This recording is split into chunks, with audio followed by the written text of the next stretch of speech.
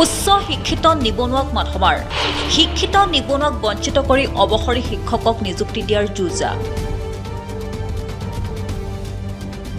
হাজাৰ হাজাৰ উচ্চ শিক্ষিত নিবনুৱাৰ মূৰত ৰামটাঙোন সোধাই ৰাজ্যৰ আদৰ্শ মহাবিদ্যালয়ত অৱসৰপ্ৰাপ্ত কলেজ শিক্ষকক নিযুক্তি দিয়াৰ সিদ্ধান্তৰে চৰম হঠকাৰিতাৰ আশ্ৰয় লৈছে উচ্চ শিক্ষা বিভাগে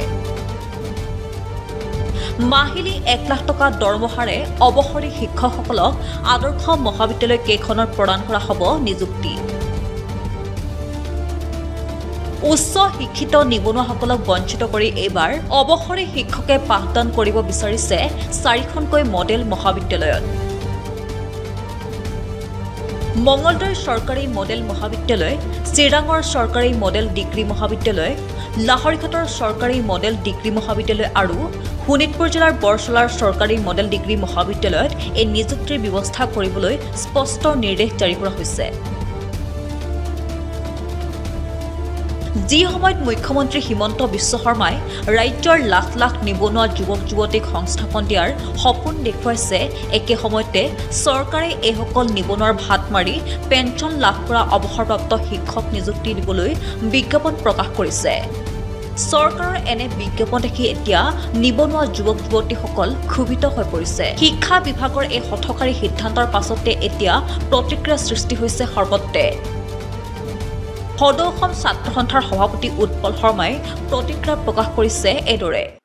অসম চৰকাৰে চৰকাৰী আদৰ্শ মহাবিদ্যালয়সমূহত অৱসৰপ্ৰাপ্ত শিক্ষক নিয়োগ কৰি পাঠদান কৰিব বিচৰা সিদ্ধান্তটো হঠকাৰী সিদ্ধান্ত ছাত্ৰ সন্থাই ইয়াৰ বিৰোধিতা কৰিছো অসমত হাজাৰ হাজাৰ উচ্চ শিক্ষিত নিবনুৱা যুৱক যুৱতী থকাৰ পিছতো অৱসৰপ্ৰাপ্ত শিক্ষকৰ জৰিয়তে পাঠদান কৰাব বিচৰা সিদ্ধান্তটো ডক্টৰ হিমন্ত বিশ্ব শৰ্মাই অসমৰ হাজাৰ হাজাৰ শিক্ষিত নিবনুৱা যুৱক যুৱতীৰ মূৰত উধোৱা এক প্ৰচণ্ড ৰামটাঙোন হিমন্ত বিশ্ব শৰ্মাৰ নামৰ আগতো ডক্টৰেট উপাধিটো আছে গতিকে সকলোৱে আশা কৰিছিল তেওঁ অন্ততঃ সেই PhD লাভ কৰা অলেখ পৰিশ্ৰম কৰি নেট স্লেটত উত্তীৰ্ণ হোৱা এই ছাত্ৰ ছাত্ৰীসকলৰ মনোকষ্ট বুজিব তেওঁলোকৰ আহ্বান শুনিব কিন্তু ছাত্ৰ সন্থাৰ দাবী অসমৰ অলেখ উচ্চ শিক্ষিত যোগ্য নিবনুৱা ছাত্ৰ ছাত্ৰীৰ দাবী অনুৰোধ আহ্বানক আওকাণ কৰি এই চৰকাৰখনে এতিয়া চৰকাৰী আদৰ্শ মহাবিদ্যালয়সমূহত অৱসৰপ্ৰাপ্ত শিক্ষকক নিয়োগ কৰাৰ সিদ্ধান্ত লৈছে আৰু ইয়াক কোনো পৰ্যায়ে গ্ৰহণযোগ্য নহয় এই অৱসৰপ্ৰাপ্ত শিক্ষকসকলে তেওঁলোকে জীৱনৰ এটা দীঘলীয়া সময় খুব ভাল দৰমহাৰে সৈতে চাকৰি কৰিলে সেৱা আগবঢ়াই যেতিয়া অৱসৰ গ্ৰহণ কৰিলে তাৰ পিছত পেঞ্চন লাভ কৰি এক অৰ্থনৈতিক নিৰাপত্তাৰ মাজত জীৱন কটাই আছে তেনে প্ৰেক্ষাপটত